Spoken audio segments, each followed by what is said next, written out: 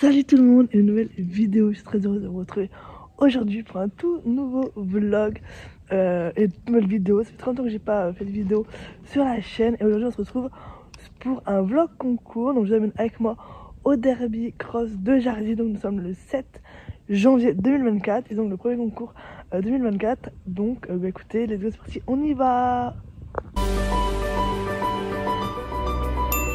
Je vous prends un petit peu en voix off sur des images de la veille où j'ai sauté avec Kemal. Ça faisait un petit moment qu'il n'avait pas vu de barre, donc j'ai voulu enchaîner un tout petit parcours histoire de qu'il revoie les barres et de lui faire voir un petit peu aussi des directionnels pour anticiper le concours du lendemain.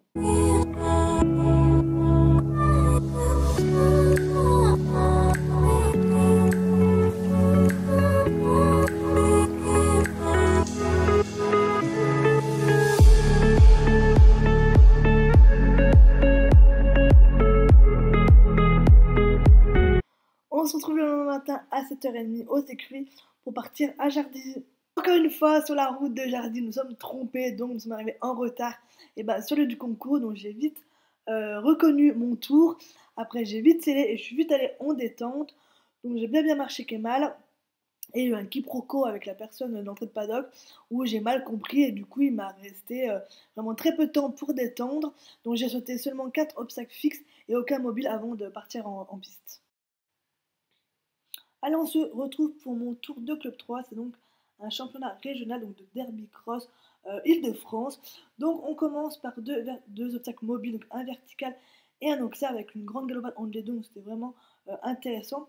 Ensuite on commençait à prendre des obstacles fixes pour le 3. Donc c'est un petit dôme. On avait bien le temps de vraiment venir dessus.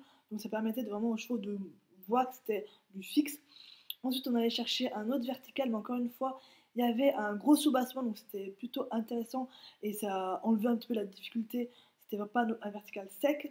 Ensuite, on allait chercher 3 obstacles fixes, donc 2 petits dômes et une haie. Donc, j'apprends un petit peu la haie, donc je passe les dômes plutôt bien. Je saute le dôme de biais pour bien venir chercher ma haie que j'apprenais un petit peu. Donc, j'ai mis beaucoup de galop dans la courbe pour chercher ma petite haie et en fait, elle passe extrêmement bien. Kemal n'a vraiment pas regardé, donc je suis vraiment très contente de lui.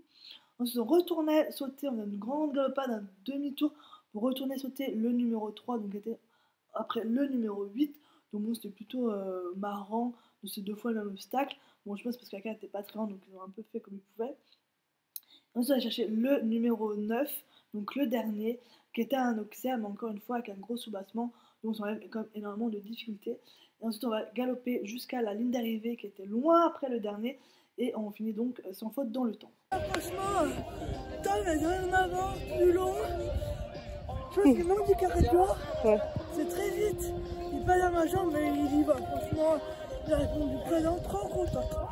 C'est la première fois que je faisais un derby cross dans une carrière et je trouve ça vraiment très intéressant comme épreuve parce que ça rassemble des obstacles fixes et mobiles, mais ça reste dans un endroit safe qui est du sable, donc c'est en plus ça du très bon sable, donc c'est vraiment un très bon terrain.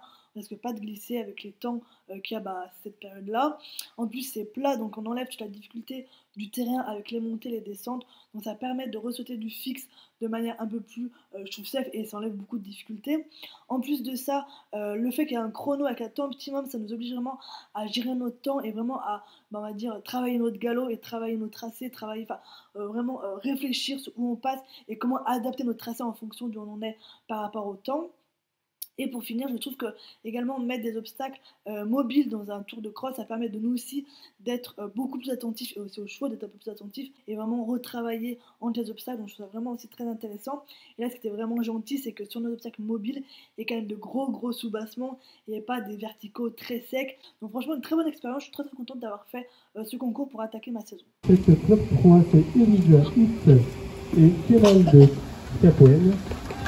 Grâce à notre sans faute, je termine 2e de ce championnat régional Île-de-France Derby Cross. Je suis très contente.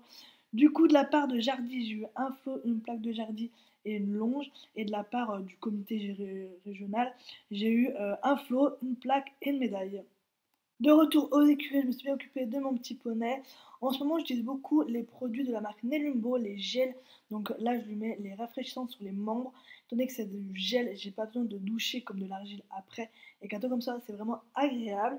Bref, je suis très contente de ces petits produits, donc j'ai fait les soins de Kemal. Ensuite, je l'ai remis au bord. J'espère que cette petite vidéo vous a plu. N'hésitez pas à vous abonner et à laisser un petit pouce bleu. Sur ce, je vous dis à très bientôt dans une autre vidéo. Salut, salut!